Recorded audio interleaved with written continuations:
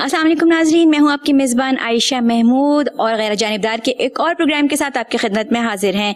आज मैं आपकी मुलाकात करवाऊंगी एक ऐसी खातून से जो हमारे लिए एक मिसाल हैं, जिन्होंने CSS के मैदान में पूरे सिंध में तीसरी पोजीशन हासिल की और उसके बाद कामयाबी से और बहुत साबित कदमी के साथ आगे बढ़ रही हैं और हमारे लिए तमाम ख़वातीन के लिए एक मिसाल हैं और मुल्क का नाम रोशन कर रही हैं। इनसे हम जानेंगे इनकी ज़िंदगी के बारे में, ये किस तरह से इस फील्ड में आई, इनको कैसे शौक़ पैदा हुआ, ओवरऑल हम सारे इनकी इस लाइफ का जायज़ा लेंगे। तो इस वक्त मेरे साथ मौजूद हैं असिस्टेंट कमिश्नर पोटोहार नेहल हफीज़। इनसे बात करते हैं और जानते हैं कि ये अपने बारे में क्या बताती हैं। सबसे पहले आपको प्रोग्राम में खुशामदीद कहती हूँ।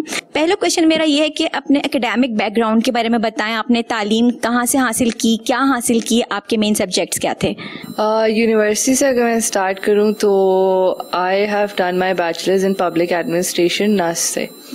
तो पब्लिक एडमिनिस्ट्रेशन जब अपना आपको पता है कि व्हेन यू ग्रेजुएट अपनी आपका कॉलेज ख़त्म होता है, आप FSC करो या A-levels करो, तो एक बहुत बड़ा फैसला आपका ये होता है कि ना what is it that you gonna study, कि आप कौन से सब्जेक्ट्स चूज़ करेंगे, आप किस फील्ड में जाएंगे, बिकॉज वही डिटर्मिन करता है आगे कि आपने अपनी प्रोफेशनल लाइफ को किस तरफ लेके जाना है। एक तो उससे पहले होता है और एक तब होता है। तो आई रिमेंबर मेरा मीडिया में बहुत उस वक्त इंटरेस्ट डेवलप हो रहा था। My father was also in थोड़ी मीडिया की, उस वक्त वो एक पोजिशन पे थे, तो उनको देख देख के कि अच्छा ये भी मतलब है। तो आई वॉज वेरी इंटरेस्टेड। नास के प्रोग्राम्स खोले तो उसके अंदर मैथ्स कम्युनिकेशन का भी था, पब्लिक एडमिनिस्ट्रेशन भी था। तो वी स्टार्टेड डिस्कसिंग। अब हमारे घर में डिस्कशन बहुत ज़्यादा होती है। वे 4 सिस्टर्स, तो हम चारों बहनें, बाबा से डिस्कस करना, मामा से डिस्कस करना कि क्या करना है आगे, किस तरह करना है। तो वी डिस्कस अबाउट इट और फिर चीज़ों को आगे लेके चलते हैं। तो डिस्कस करने का जब टाइम आया, हमने फिर यही डिसाइड किया कि if I want to pursue CSS तो बेहतर ये है कि मैं पब्लिक एडमिनिस्ट्रेशन की डिग्री लूँ, बिकॉज उसके जो सब्जेक्ट्स थे they were lot matching with the subjects जो कि हमें ऑलरेडी ऑफर होते हैं CSS के एग्ज़ाम्स में। क्योंकि ये जो CSS का I think I knew I had to take the exam since I was 7 years old। मेरे जो दोनों अंकल्स हैं they from the first common, तो वो और उनको देखे देखी फिर मेरे father is a bureaucrat, but उन्हें CSS के एग्ज़ाम्स नहीं दे सके थे because his mother was hospitalised back then. तो उनकी उसमें हमेशा थी कि हाँ नहीं मेरी एक बेटी जो है वो CSS करेगी।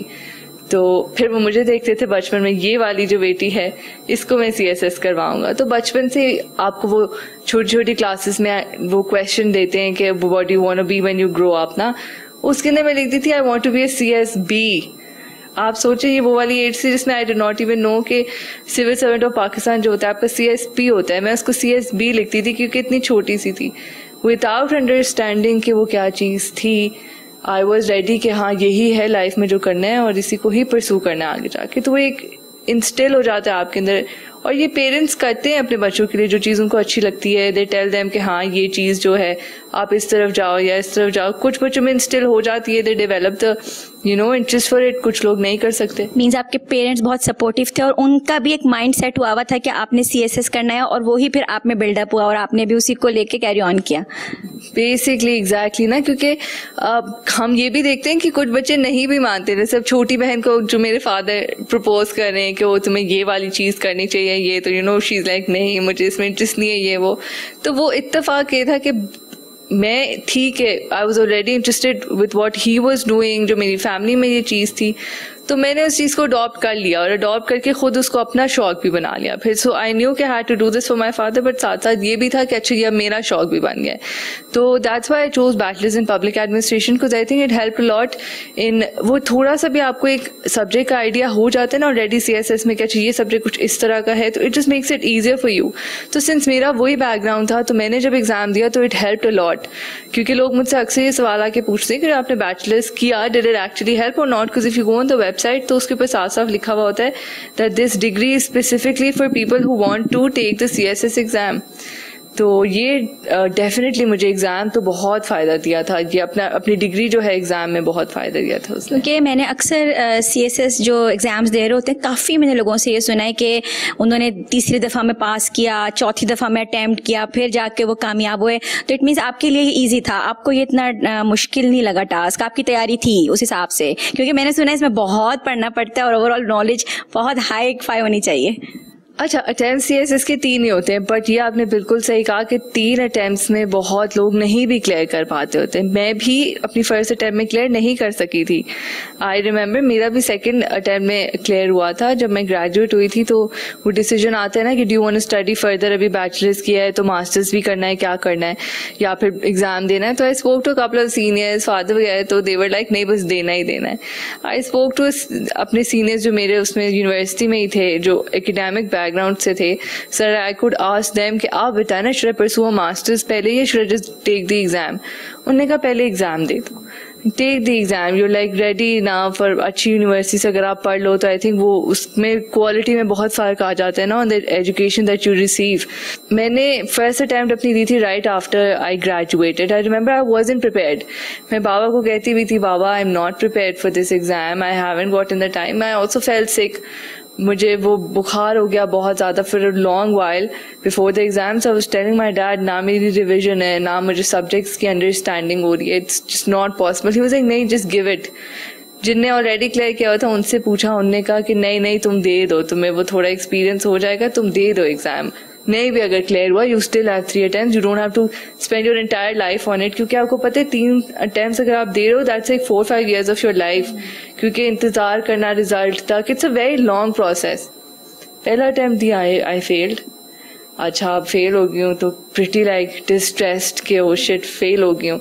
Even though I knew I wasn't prepared, it was still very stressful, because obviously आप कोई भी बच्चा है, कोई किसी भी चीज़ में भी आई थिंक फेल हो तो इट स्ट्रेसेस यू। और बच्चा क्या, कोई बड़ा भी अगर फेल हो इस एज में भी, if I fail in exam तो I be like oh no I failed the exam. Second attempt की जब बारी आई तो I change a lot of things. मैंने काफ़ी सब्जेक्ट्स जो थे मैंने अपने सब्जेक्ट्स चेंज किए, खुद समझा कि व्हाट इज़ इट जो CSS में मांग रहे हैं, वाई आर पीपल फेलिंग। वो जिस तरह आपने कहा कि बहुत मुश्किल एग्जाम में इसको समझा जाता है, but what I realise from my second attempt was the examiner is looking for something कि जो जब सवाल वो पूछ रहा है उसका जवाब चाहिए उसको। हम जवाब पे फोकस नहीं करते because, and I don't blame people कि वो फोकस नहीं करते, क्योंकि आपके पास 12 एग्जाम्स हैं, आपने 12 एग्जाम्स देने, आपने 6 दिन में देने और 2 एक दिन में आपने देने, मतलब you don't even have the time to revise and it's not humanly possible to remember everything. आप कैसे, मतलब कितनी, या तो बहुत जीनियस हो, मैं तो I don't consider my self that of a genius कि मेरे को हाँ मुझे तो सब याद, इट्स नॉट पॉसिबल। आप एक चीज़ को बार बार पढ़ो तो शायद आपके माइंड में वो फिर 10%, 20%, 30% बिल्डअप होता जाएगा, लेकिन otherwise I think it's not humanly possible कि आप कोई चीज़ बहुत लंबे ड्यूरेशन तक याद रखो। आप अभी याद रख लेंगी, आपको 2 दिन बाद भूल जाएगा शायद। ऑब्वियसली ये तो एग्जाम्स देते हैं, एग्जाम्स के 6 महीने बाद हम कहते हैं ओ ये हमने पढ़ा था, ये हमने याद किया था। बिल्कुल आपको नहीं याद रहता ना, मतलब 2 महीने तक याद रह जाए अगर आपको 2 दिन, जितने भी, there's gonna come a time कि you're gonna forget। और जब वो 12 सब्जेक्ट्स की चीज़ें आपने याद रखनी तो how can you remember so much. तो मुश्किल बहुत ज़्यादा थी, लेकिन सेकेंड अटैम्प्ट में जो अंडरस्टैंडिंग वो ये हुई कि the examiner is asking a question and if you give him the answer of that question वो आप इजीली क्लियर कर लेते हो। इसमें स्मार्ट वर्क बहुत ज़्यादा है, क्योंकि वो आजकल क्या होना शुरू हो गया, too many academies also, CSS की अकेडमीज। अब वो क्या करती हैं, वो एक सब्जेक्ट का एक ही कंटेंट प्रोवाइड करेंगी, एक ही तरीका होगा कि इस तरह आंसर करना है, वो सारे बच्चे उसी तरह आंसर करते हैं। अब आई एम प्रिटी श्योर कि जब एग्जामिनर बैठा होता है और उसके सामने सेम आंसर्स आते हैं ना, तो ही कैन चेक। हमें लगता है कि उसको नहीं समझ में आ रही होगी कि सेम आंसर्स आ रहे हैं, but how is it possible कि आप इतने पेपर्स चेक करें। आई एम प्रिटी श्योर आपका पैटर्न एक डेवलप हो जाता है कि आप समझने लग जाते हो कि ये तो सेम कॉन्टेंट आ रहा है मेरे पास, इज नथिंग डिफरेंट। ये वो रट्टा मार के उसी को आके लिख दिया है, इसमें कोई अंडरस्टैंडिंग नहीं है। और अगर आप क्वेश्चन की एसेंस को ना समझें कि वो पूछ क्या रहे हैं आपसे, और आप जवाब में हर चीज़ लिखते हैं, तो of course the examiner is going to be like this is not what I asked, मैंने कोई और चीज़ पूछी या आप कोई और चीज़ बता रहे हैं। I think this is the main reason that people cannot clear the exam, क्योंकि वो जो basic understanding of the question है ना, वो उसी को हम उधर ही हम फेल हो जाते हैं कि हम समझें कि वो मांग क्या रहा है। हम उसको जगह जो है हम मेन वर्ड पढ़ेंगे कि ये है। अब वो एरिस्टोटल की फॉर एग्जांपल अगर पॉलिटिकल साइंस में थ्योरी की कोई बात करता है, उसकी थ्योरी पे कोई एप्लीकेशन की बात करता है, अब अगर मैं सिर्फ थ्योरी लिखने बैठ जाऊँ उसकी सारी, तो examiner would be like this is not what I asked for, मैंने आपसे थ्योरी की एप्लीकेशन पूछी, आप मुझे एप्लीकेशन का बताएं।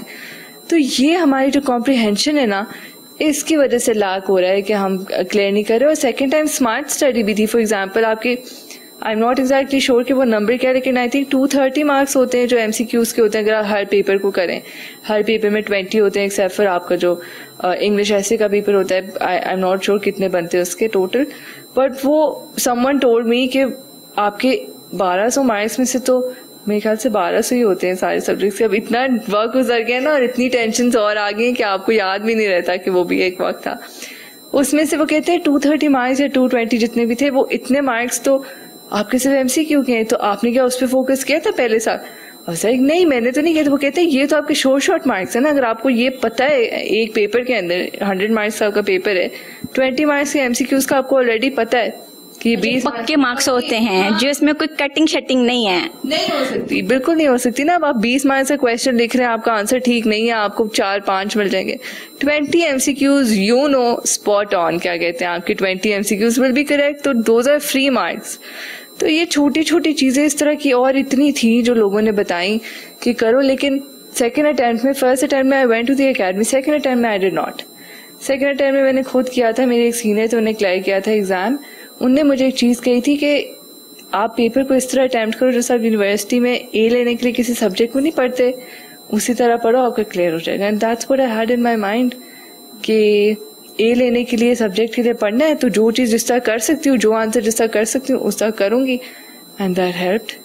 CSS कर लिया, एलोकेशन मिली, असिस्टेंट कमिश्नर बनी, क्या फीलिंग्स थी एकदम से जब पता चलता है इंसान को कि wow I am selected as assistant commissioner? वो क्या फीलिंग्स थी उस टाइम?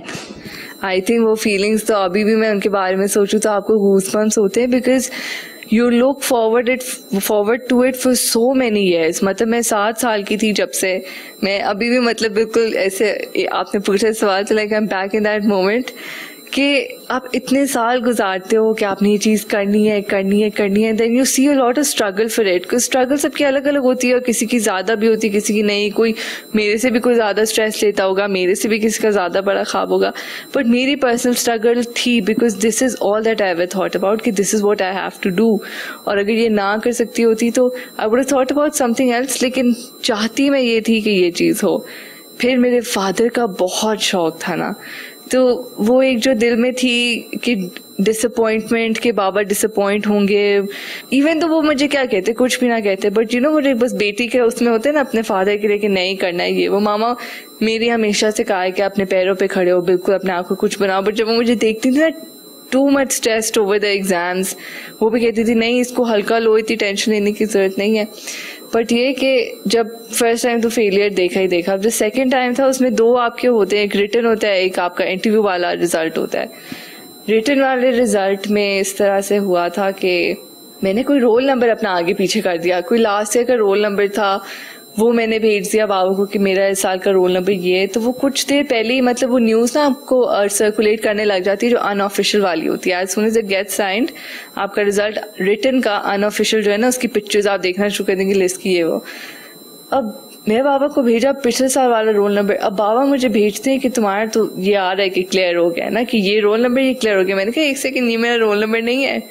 तो अब मैं थोड़ी सी घबरा गई कि ये क्या है. बट देन अगेन नहल नाम इतना अनकॉमन सा है क्या एक नाम तो मतलब नहल हफीज, क्या प्रोबेबिलिटी है ना कि कोई और नहल हफीज भी हो सकती है.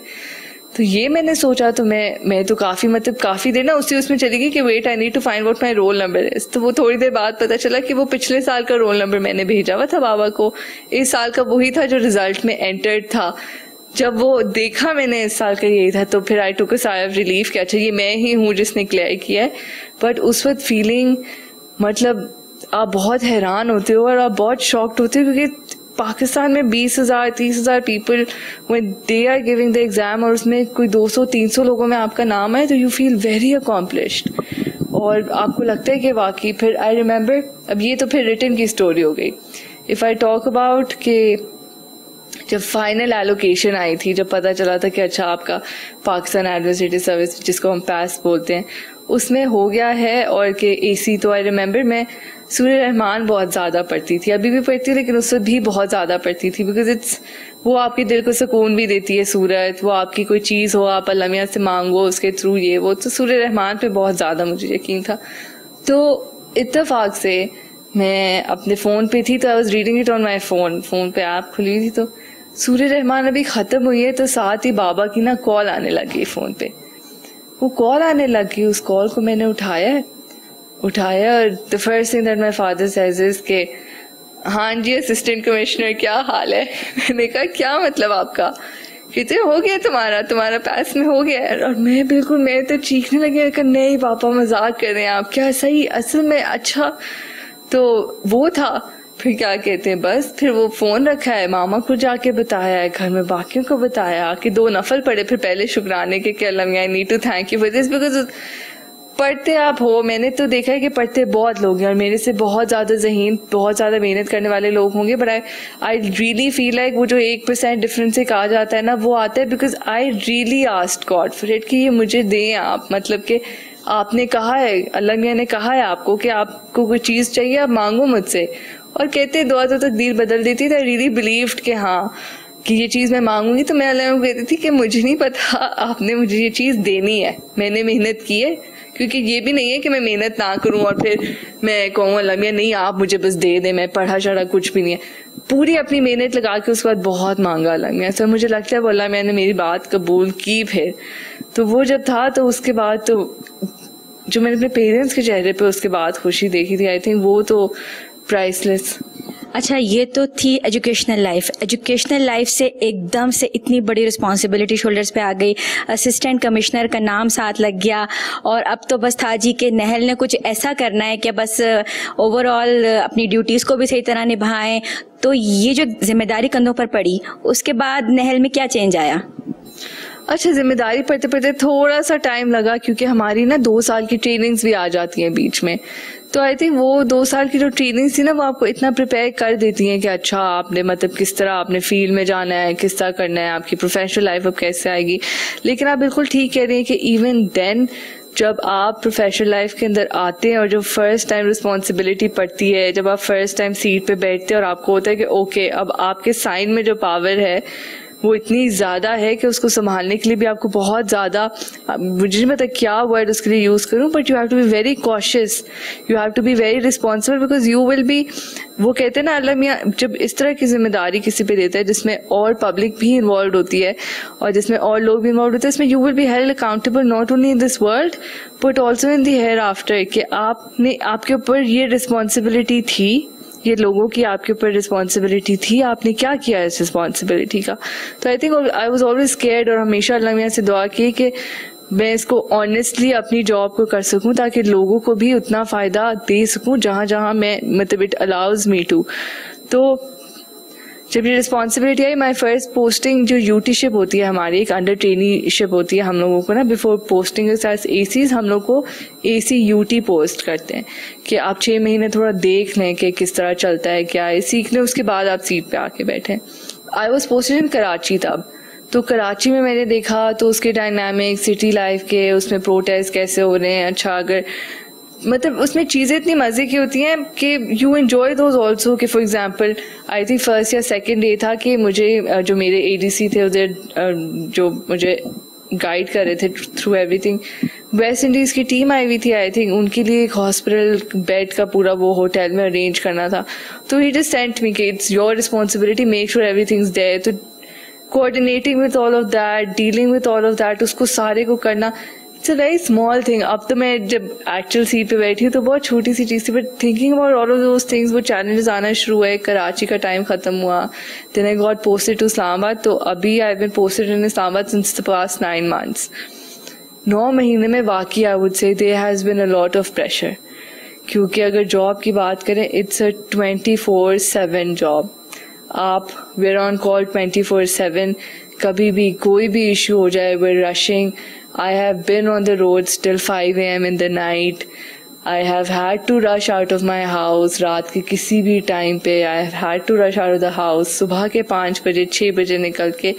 तो आई थिंक काफ़ी जो है ये, इसके अगर और डिटेल में भी हम जाएंगे कि ये काम में क्या क्या चीज़ें आ जाती हैं, तो you realise it's a lot of work and it's not just work. जो ओवरऑल समझ लें कि आपको पर पूरे एरिया की एक जिम्मेदारी है, हर चीज़ को आपने कवर करना है। तो अब वही वाली बात है कि आपका जो स्पेसिफिक एरिया जो आपको जैसे पोटोहार मिला हुआ है, तो यहाँ पर आपको किस किस्म के मसाइल का सामना करना पड़ रहा है, क्या चीज़ थी जो आपने यहाँ पर देखी है, क्या फर्स्ट स्टेप उठाया आपने? अब हम लोगों का टू गिव अ बैकग्राउंड के हम लोग AC इस्लामाबाद जो है हाउ इज इट डिफरेंट। अब इस्लामाबाद हैज़ 8 सब डिविजन्स, तो 8 सब डिविजन्स में देयर आर 8 ACs। तो हम 8 ACs हैं, तो उसमें से एक जो सब डिवीजन है वो पोटोहार की है। तो subdivision is divided according to जो एरिया आपका है। लेकिन आपकी इस्लामाबाद के अंदर देयर इज मैजिस्ट्रेट की पावर ऑल्सो। पहले सब के पास होती थी पाकिस्तान में, लेकिन फिर जो है वो अमेंडमेंट करके उसको हटा दिया गया था। तो अब जो वो पावर है इस्लामाबाद में, मैजिस्ट्रेट की पावर AC के पास अभी भी है। तो आपके 2 फंक्शंस होते हैं, एक एडमिनिस्ट्रेटिव फंक्शंस आते हैं, एक आपके मैजिस्ट्रेट वाले फंक्शंस आते हैं। तो एडमिनिस्ट्रेटिव फंक्शंस में तो आपकी सारी वो चीज़ें आ जाती हैं जो आपके सब डिवीजन से रिलेट करती हैं। और आपके मैजिस्ट्रेट में एक वो भी एक डिफरेंट लाइट है, उसको भी मैं थोड़ा सा जाऊंगी कि उसमें क्या क्या चीज़ें होती हैं, और उसमें आपकी मेंटल हेल्थ भी अफेक्ट होती है, क्योंकि वो भी चीज़ें इतनी आपके लिए देखना करना। और मैं आई टेल यू कि किस तरह वो जो है इतनी कंसर्निंग चीज़ें हो जाती हैं। अब एडमिनिस्ट्रेटिव में इट्स ऑलवेज न्यू थिंग्स। आपकी फोकस गवर्नमेंट किस चीज़ पे कर रही है, आपको कंप्लेंट्स किस चीज़ की आ रही हैं। I think the first major complaint that I dealt with जब मैं सीट पे बैठी थी, वो एरिया था उसके अंदर वो नाले का कोई इशू था ना, वो रेजिडेंट्स का वो ओपन करके वो कंप्लीट नहीं हुआ था। वो ऑफ कोर्स वो इतने तंग थे रेजिडेंट्स कि ये क्या खुला मिट्टी खुली हुई है, कोई बहाव नहीं है, all of that stuff. I think that was the first thing that I dealt with and very like quickly. ऐसे सीट पे भी बैठी नहीं थी कि वो कंप्लेंट आ गई और उसका देखना पड़ा, तो उसको जाके देखना, आपकी लोकल गवर्नमेंट को इन्वॉल्व करना, आपने बाकी जो जो इंस्टीट्यूशंस या स्टेक होल्डर्स इन्वॉल्व है उनको इन्वॉल्व करके उसको फिक्स करवाना कि ये चीज़ आप करें, इसको एक्सपेडाइट करवाएं, क्योंकि लोग तंग हो रहे हैं। बट अब वो चीज़ when I look back on my 9 months, वो चीज़ मुझे इतनी छोटी सी लगती है, because there are so many things that we are doing constantly. सेहत के हवाले से अगर मैं आपसे बात करूं, आपने पोलियो के हवाले से भी काम किया हुआ है, पोलियो कैंपेन्स में। हमारे यहाँ अमूमन जो लेडी हेल्थ वर्कर्स हैं वो भी बहुत आगे आगे इसमें नज़र आती हैं पोलियो में। और जब पोलियो की मुहिम हो रही होती है तो उनको थ्रेट्स भी मिलती हैं, उनके ऊपर हमले भी किए जाते हैं, वो बहुत प्रॉब्लम्स फेस करती हैं। तो उसके हवाले से आपने कोई काम किया है? अच्छा, हम लोग वाकई ये जो आपने बात की ना कि वो बहुत आगे बढ़ चढ़ के काम करती हैं, तो बिल्कुल I completely agree, they do commendable work. I think all polio workers, उनका जो एक पूरा सिस्टम सेट हुआ है, वो जो ऊपर से नीचे तक जो वो प्री कैंपेन से ड्यूरिंग कैंपेन, पोस्ट कैंपेन, हर चीज़ जो वो करते हैं, it's so well sorted out कि मैं वाकई वो मतलब उनकी उससे बहुत इम्प्रेस होती हूँ कि उनकी हर चीज़ बहुत सॉर्टेड है। तो अब उनकी जो सिक्योरिटी का वो तो आपको पता है रिस्क है, तो व्हाट वी डू इज़ कि हम वी इंश्योर कि उनके पास इनफ सिक्योरिटी हो। हर AC के पास जो अपना सब डिवीज़न है ना, उनके साथ वेर इन कॉन्स्टेंट कॉन्टैक्ट, क्योंकि हमारा हर 2-3 months में 1 week आ जाता है पोलियो का। उस हर दिन were in constant contact with our teams. कहीं पे भी कुछ भी फील होता है ना थ्रेट है, वी आस्क देम आप पीछे हो जाएं, wait for us to come और wait for the police force to be with you. एक बंदा तो रखते हैं हम के साथ हो, उनको हर वक्त उस एरिया में कवरेज हो। ये पुलिस को भी पता होता है, उनकी भी ड्यूटी होती है कि उन्हें पोलियो वर्कर्स को कवर देना है। बट अगर हमें कहीं लगे कि the situation can get out of hands या फिर कोई ज़्यादा थ्रेट है, हम वहाँ खुद मौजूद होते हैं, हम खुद जाते हैं टू मेक श्योर कि कोई भी उनको किसी भी तरह की कोई हार्म ना हो। और ऑनेस्टली इवन मेरे होते हुए भी I have also experience unpleasant events. मतलब कुछ वो आपकी इतनी ज़्यादा रेजिस्टेंस हो जाती है कि वो एक्चुअली थ्रेटनिंग हो जाता है। इन माई प्रेजेंस वो थ्रेटनिंग है, तो वो पोलियो वर्कर के लिए कितना थ्रेटनिंग होगा जो कि वहाँ सिक्योरिटी के बगैर जा रही है या पुलिस फोर्स के बगैर जा रही है। तो वी ट्राई टू इंश्योर कि हर वक्त एक तो हो ही हो पुलिस का जो पर्सनल है वो साथ हो, otherwise on call as soon as, because उनका भी सिस्टम है ना कि वो अपने सीनियर को बताएंगे, वो अपने सीनियर को बताएगा। हमने अपने नंबर्स भी बिल्कुल वो जो है ना भी पब्लिसाइज कर देते हैं कि ये हमारे नंबर से call is directly if you need to regarding कोई भी इशू अगर हो, तो वो हमें कांस्टेंट उनके साथ ना कांटेक्ट में होते, कोऑर्डिनेशन में होते कि यहाँ इशू आ रहा है पहुंचें। वहीं से हमारी कॉल जाती है पुलिस को, पुलिस पहुंचती है, यहाँ पहुंचते हैं। बट बहुत ऐसे इंसिडेंट्स होते हैं कि जहाँ पे लोग वाकई बड़ा रेजिस्ट करते हैं, बड़ी बदतमीजी करते हैं।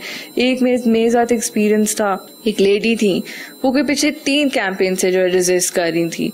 उनके साथ इतना अनप्लेजेंट एक्सपीरियंस, मैं उनके घर के बाहर खड़ी हूँ, वो इतनी गाली गलोच करना, इतनी बातें करना, एंड पे उनको रिक्वेस्ट किया इनिशियली तो शी वुडंट लिसन, बट वो हम कोई घंटा डेढ़ वहाँ खड़े रहे and we refuse to go जब तक, बिकॉज एक भी बच्चे को अगर आप छोड़ते हो और खुदा ना खासा अगर पोलियो के रिस्क पे होता है तो it remove the entire generation उसके बाद, क्योंकि आप you not stopping the spread of the disease, वो बढ़ता ही जा रहा है। वो खड़े रहे 1.5 घंटा, उसके बाद प्यार से बोला कि मैं इतनी आपकी मतलब खड़ी हुई इधर, जस्ट आप पे ला लें, बिकॉज लाइक आप कहें तो वी इवन ऑफर कि हम भी पी लेते हैं अगर आपको, because a lot of people उनके दिमाग में चीज आती है कि सही नहीं है क्या नहीं है, तो we also offer to drink it with them कि ठीक है हम पी के देख लेते हैं, आप अगर तब सेटिस्फाइड होते हैं, अगर इस तरह होते हैं तो we are also willing to do that.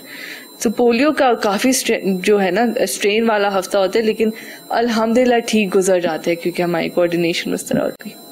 नाजरीन, यहाँ पर हम इस वक्त बहुत ज़बरदस्त किस्म की गुफ्तगू कर रहे हैं असिस्टेंट कमिश्नर नहल हफीज़ के साथ। यहाँ वक्त हुआ एक मुख्तसर से कमर्शियल ब्रेक का, कहीं मत जाइएगा, हम हाजिर होते हैं लम्हों की ब्रेक के बाद।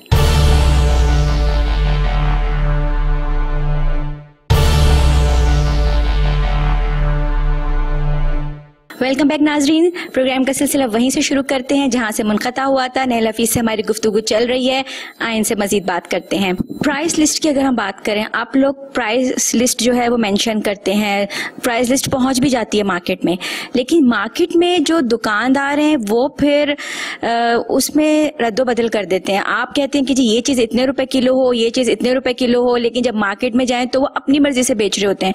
तो इसका कोई चेक एंड बैलेंस है? I just give you one suggestion कि इट कुड बी पॉसिबल कि आप लोग कुछ ऐसा सिलसिला शुरू करें कि कोई ऐसा कंप्लेन नंबर हो परमानेंट के जिस पर अगर जो ग्राहक जा रहा है और वो देख रहा है किस तरह का काम हो रहा है तो वो उस पर फौरी तौर पे शिकायत सेल में अपनी रिपोर्ट करवा दे और आप लोग फौरन से एक्शन ले लें, क्योंकि ऑब्वियसली आपके ऊपर इतनी जिम्मेदारियां हैं कि अब आप जाहिर आप दुकान पर खड़े होकर तो नहीं देख सकते ना कि किस मार्केट में क्या हो रहा है, तो कोई ऐसा सिलसिला हो सकता है? अच्छा, इतनी जिम्मेदारी है, उसके बावजूद हमारी जो हमारी बहुत जरूरी जिम्मेदारी है वो ये है कि हम दुकानों में जाएं, हम मार्केट्स में जाएं और एक एक चीज की चेक करें प्राइस की क्या है क्या नहीं। हम लोग काफी लोगों को फाइन तो करते ही करते हैं, बट काफी लोगों को इस चीज पे अरेस्ट भी करते हैं कि आपने प्राइसेस ठीक नहीं रखी हुई। पर्सनली अगर मैं अपने एक्सपीरियंस से बात करूं, मैंने ये देखा है कि नथिंग अफेक्ट्स देम, मतलब उनको आप बार बार यूल अरेस्ट देम, आप उनको सजा दोगे, वो इतना उस पर कोई खास फर्क नहीं पड़ता है, लेकिन still we need to do it, क्योंकि कोई एक पॉइंट तो आएगा ना जब वो कहेंगे कि अच्छा यार अब नहीं करना, अब प्राइसेस नहीं बढ़ानी है। जहां तक कंप्लेंट्स की बात है, our offices are walk in, मेरे ऑफिस में या कोई और एसी हो उसके ऑफिस में, या इवन हमारे जो डीसी हैं उनके ऑफिस में भी, you walk in and you tell them this is a problem. If you can't walk in और if they are unavailable at the moment, क्योंकि हम हर वक्त ऑफिस में भी नहीं होते, हमारी फील्ड की ड्यूटीज भी होती हैं, you put in an application कि ये है, ये मसला है, आप बिल्स अगर आप अटैच करें, वो नहीं है तो आपके पास जो है वो आपका जो पीएम पोर्टल है हमारा, उस पर हमें कितनी कंप्लेन्स आती हैं, हम उन्हें जाके फिर एड्रेस करते हैं। उनके ऊपर आपने you just have to log in the app और आप ये डालें, आप पिक्चर प्रूफ डालें, आप एड्रेस डालें, वो कंप्लेन हम तक पहुंच जाती है कि ये एरिया में आपका इशू आया हुआ है। फिर इनफॉर्मल मैकेनिज्म्स भी हैं कि अगर मेरे ऑपरेटर्स हैं या मेरा स्टाफ है, लोगों को पता होता है, वहाँ के यूनियन काउंसिल्स हैं या वहाँ के कोई नोन लोग हैं जिनका गवर्नमेंट के साथ है, somehow the complaints always get through. ये मैं आपको बता दूं कि कंप्लेन पहुंच जरूर जाती है, जो लोग जेन्युइनली करना चाह रहे होते ना उनकी कंप्लेन हम तक पहुंच जाती है, कॉन्स्टेंटली रिसीविंग, और बड़ी स्पेसिफिक कंप्लेन होगी। ये नहीं कि OH13 में बहुत प्राइस हाई है, वो मेंशन करेंगे ये वाली शॉप का ये वाला बंदा ये वाली चीज महंगी बेच रहा है, तो फिर जब वो हमारे पास कंप्लेन्स आती है वी एड्रेस देम अकॉर्डिंगली। तो आई थिंक कंप्लेन्स हमारे तक तो पहुंच जाती हैं, और जिसने नहीं करना है वो अगर ये सुनते हैं इंटरव्यू तो they should download the PM portal वाली जो हमारी सिटीजन्स की ऐप है, बिकॉज उसके थ्रू तो आप बस पिक्चर आपने अपलोड करनी है और आपकी कंप्लेन फॉरवर्ड होकर हमारे पास आ जाएगी। अच्छा, एक बहुत मेजर इशू है हमारे यहाँ दूध का। दूध कहीं जो खालिस आपको मिल जाए, केमिकल्स मिले होते हैं। इवन यू बिलीव मी और नॉट, मेरा पर्सनल एक्सपीरियंस है, मेरे अपने घर में दूध आया, मैंने चाय बनाई, एक सिप नहीं लिया गया, अलग से फ्लेवर तक केमिकल डला हुआ है। वो इतना ज्यादा लोगों की जानों से खेला जा रहा है, लगता है हम दूध नहीं पॉइजन पी रहे हैं, मतलब एनर्जी तो कहीं से लगी नहीं रही ना कि हम खालिस दूध पी रहे हैं। तो इस पर आपने दूध फरोशों के खिलाफ कोई एक्शन लिया है, कोई गिरफ्तारियां अमल में आई हैं? क्योंकि ये लोग भी नहीं सुनते। बिल्कुल, मिल्क के खिलाफ भी एक्शन लिया गया है, क्योंकि उसमें आप ये होते हैं कि you take a sample and you send it to the lab, लेकिन अनफॉर्चुनेटली वो हमारा थोड़ा स्लो प्रोसेस है, क्योंकि लैब तक जाते जाते वो वाला जो दूध है उसको क्या करना है क्या नहीं करना है, वेदर इट्स नॉट, काफी लोग इस चीज पे फाइन किए, बट हमारे जो डीसी सर हैं उनने सर इरफान नवाज जो हैं, he has constituted along with other stakeholders Islamabad food authority बनाई है। अब वो फूड अथॉरिटी प्राइमरली इसलिए बनी गई है कि ये वाले इश्यूज़ है ना, इनको इंस्टेंटली हल किया जाए। Instead of sending it to the lab कि आप मिल्क की चेकिंग आप लैब में जाए 2 हफ्ते बाद वो आए, 2 हफ्ते से तो वो केमिकल वाला बेचता रहेगा। अगर आपको 2 हफ्ते बाद पता चलता है वो the quality was not fine, and how do you keep a check on it again कि आप दोबारा अगर 2-3 बार विजिट करने जाएं 2-3 दिन बाद, तो how do you know कि उसने कुछ मिला। तो वो टीम जो है हमारी अथॉरिटी जो है वो बन गई है, तो फंक्शनल भी है, एंड उसके अंदर जो चीजें हैं ना वो ऐड होती जा रही हैं। अब वो उसमें जो ऑप्टिमल लेवल आपको रिक्वायर्ड है ना टू सॉल्व दिस इश्यूज, क्योंकि अब दे ऑल्सो भी गेटिंग उनके पास अब किट्स वगैरह आएंगी जो दूध की चेकिंग ऑन स्पॉट कर सकेंगी। तो उनके साथ भी हमारा जो है कोऑर्डिनेशन रहती है फूड अथॉरिटी वालों के साथ भी, कि हम उनके साथ जाते हैं, हम विजिट्स करते हैं, हम चेक करते हैं, उनको वार्निंग होती है, उनका फिर प्रोसेस है, तो we facilitate them in their process. तो एज सुन एज दूध का जो इशू है वो थोड़ा सा है अभी, but as soon as they get those kits ना, जहाँ ऑन स्पॉट हमें पता चलता है, क्योंकि फिर उस वक्त आपने उसे चेक किया, आपको पता चल गया दूध की क्वालिटी नहीं, तो फिर आप वो दूध जाया भी करते हो क्योंकि वो कंज्यूम होने के काबिल फिर नहीं है।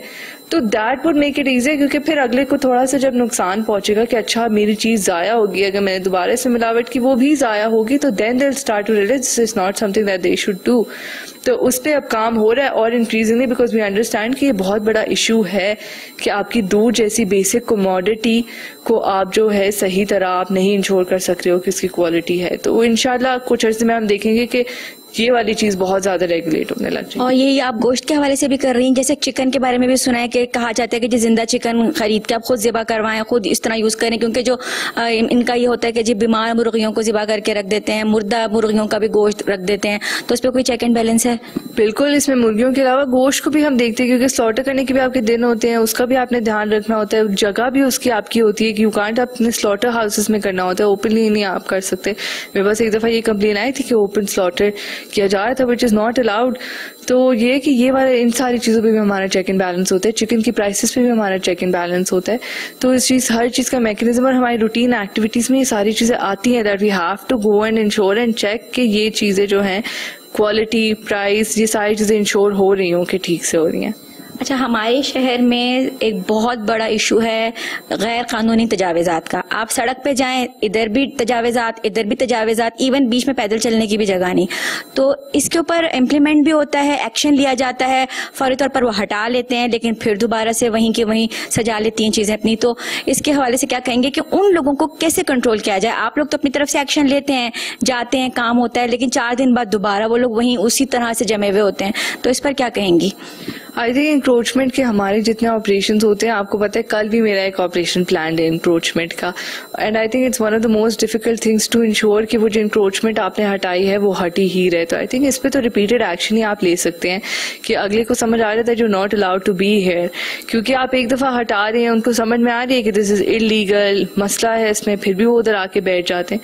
तो फिर हम रिपीटेड एक्शंस लेते हैं उन पे, हम रिपीटेडली उनको मना करते हैं, उनको हम पेनल्टी, उनको पीनलाइज करना, उनको रेस्ट किस तरह करना है, कितने अरसे तक के लिए करना है, किस सेक्शन के तहत करना है, वो सारी चीजें फिर हम ध्यान दें कि that's the most that we do, कि उनको हम डिटर करें कि ये दोबारा उस जगह पे ना आए जिस जगह से उनको हटाया गया।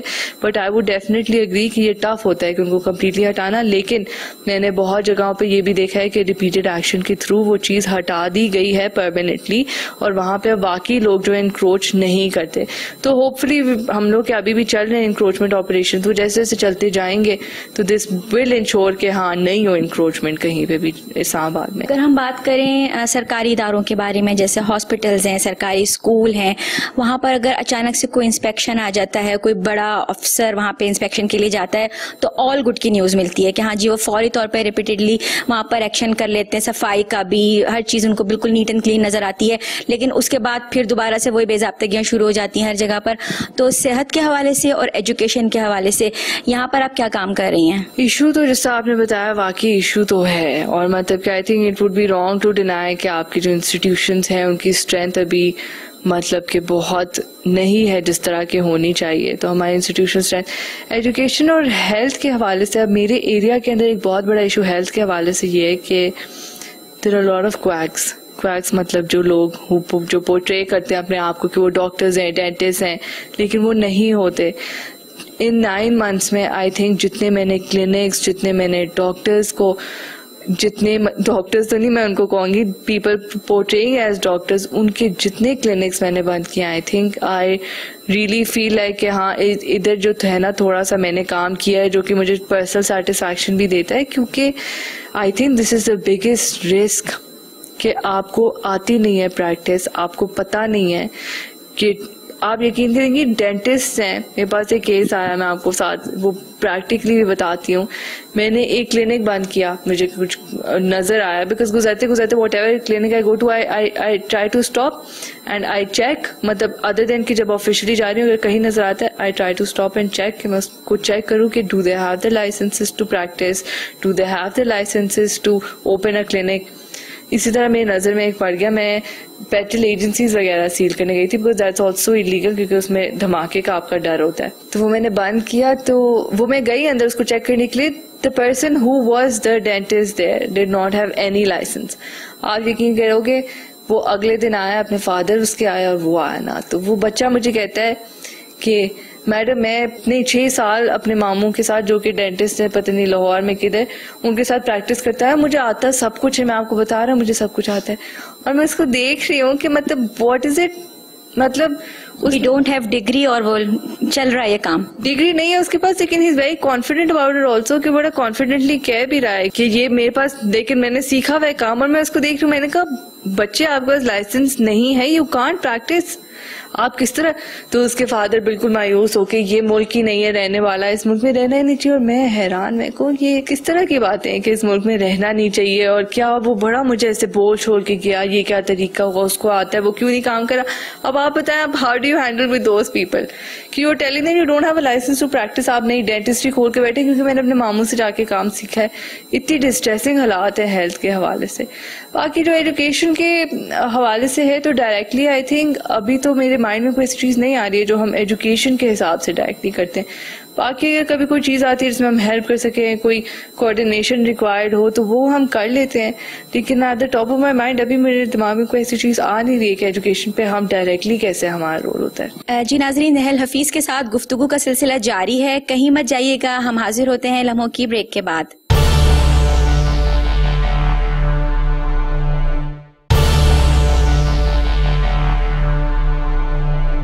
वेलकम बैक नाजरीन, प्रोग्राम का सिलसिला वहीं से शुरू करते हैं जहां से मुनक़ता हुआ था और अगले सवाल की तरफ बढ़ते हैं।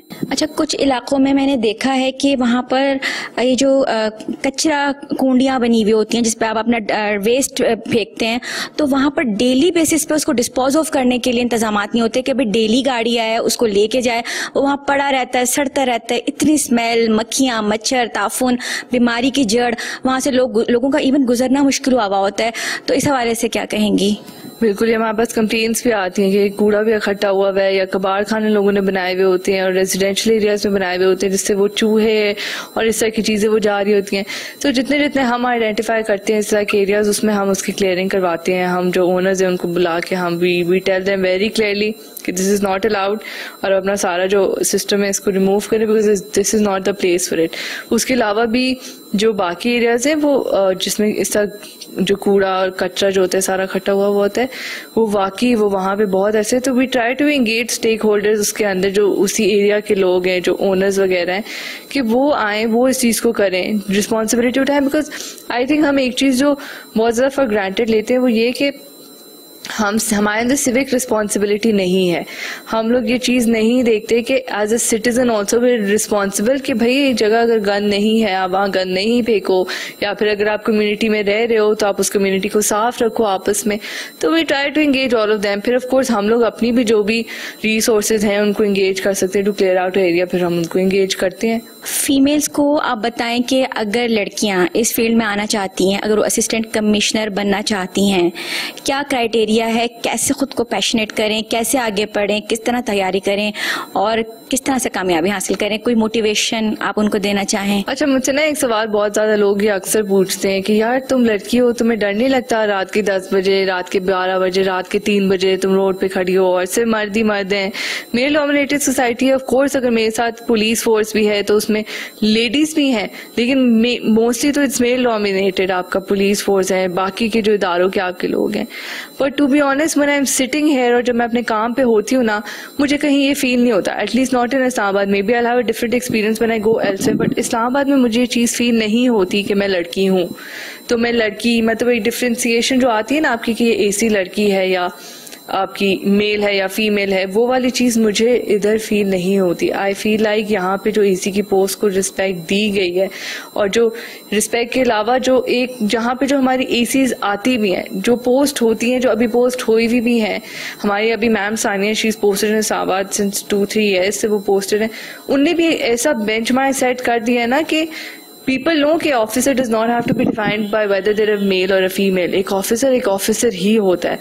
तो मुझे कभी भी फील नहीं हुआ कि मैं लड़की हूँ तो मेरे से काम नहीं होगा या मैं यहाँ पे नहीं खड़ी हो सकती।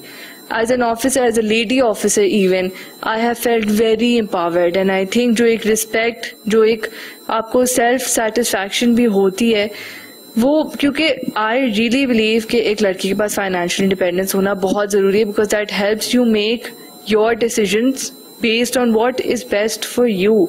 सीएसएस एक ऐसी चीज है जब लड़कियां क्लियर करती हैं उनकी रिस्पेक्ट बहुत ज्यादा की जाती है। वैसे तो हर किसी की रिस्पेक्ट करनी चाहिए, चाहे वो मेल फीमेल हो, फीमेल जिस भी प्रोफेशन में हो, दे डिजर्व रिस्पेक्ट। लेकिन सीएसएस में तो आपको बहुत ज्यादा रिस्पेक्ट करते हैं कि अच्छा इस लड़की ने किया।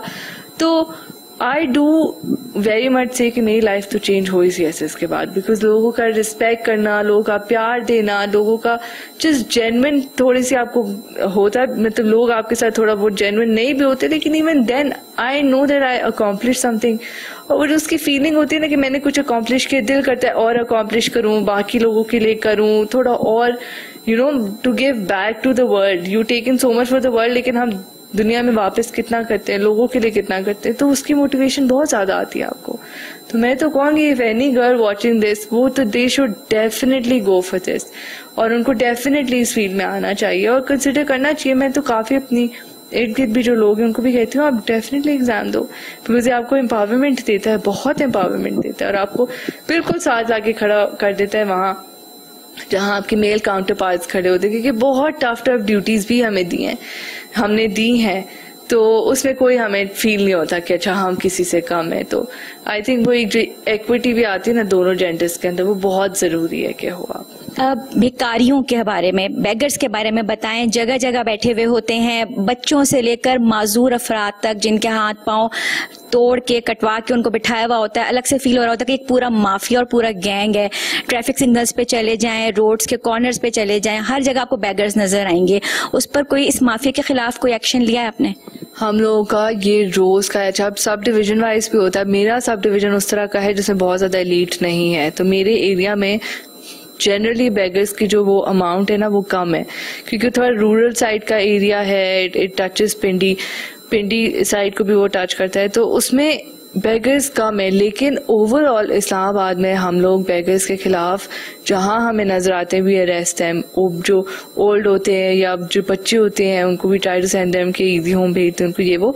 बट इसके खिलाफ एक्शन हम लोगों का कांस्टेंट, ये तो 9 मंथ्स हो गए मुझे इधर इस्लामाबाद में, और उन 9 मंथ्स में ये एक चीज है जिसपे कांस्टेंट, ये भी एक चीज है जिसपे कांस्टेंट जो है ना हमारी होती है, हर वक्त ऑन वॉच होते हैं कि कहीं बेगर नजर आते हैं उनको आप अरेस्ट करो और उनको आप मैक्सिमम जो है ना आप इम्प्रिजनमेंट उनको आप दो, क्योंकि वो बहुत मतलब इट्स ए न्यूसेंस, लोगों के लिए बहुत मसला है। And we are also now trying to identify कि कौन से माफियाज ये हैं जो इनको ऑपरेट करे, सो दैट उसकी जड़ तक पहुंच के उस चीज को खत्म किया जाए। बिकॉज बिजनेस बनाया हुआ है हमें भी जो नजर आता है वो यही है। और आपका एंटी बेगरी एक्ट है इस्लामाबाद के अंदर, हम उसके तहत you not allowed to beg, तो इस पे भी कांस्टेंट रोज एक एक्शन हो रहा होता है हमारा।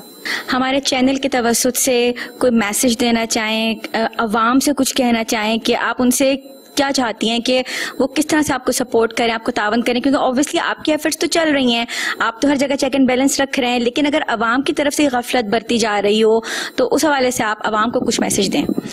मैं मैसेज में ये बोलना चाहूंगी कि जब हम सीएसएस के एग्जाम्स दे रहे होते हैं ना, तो एक हमसे सवाल बहुत पूछा जाता है कि आप सीएसएस में क्यों आना चाहते हो, और तब हम सवाल का जो जवाब देते हैं वो ये कि because we want to give back, कि हम लोगों के लिए कुछ करना चाहते हैं। तो ये मैं आपको अगर ट्रूली बताऊं कि ऑफ कोर्स आपकी एक सोशल मोबिलिटी भी होती है, इससे आपको एक वो जो आपकी सोसाइटी में एक आपको वैल्यू मिल रही है, इसके थ्रू जो आपकी एक इंडिपेंडेंस आ रही है, वो सब तो है ही है जो पर्सनल आपको बेनिफिट मिलेगा।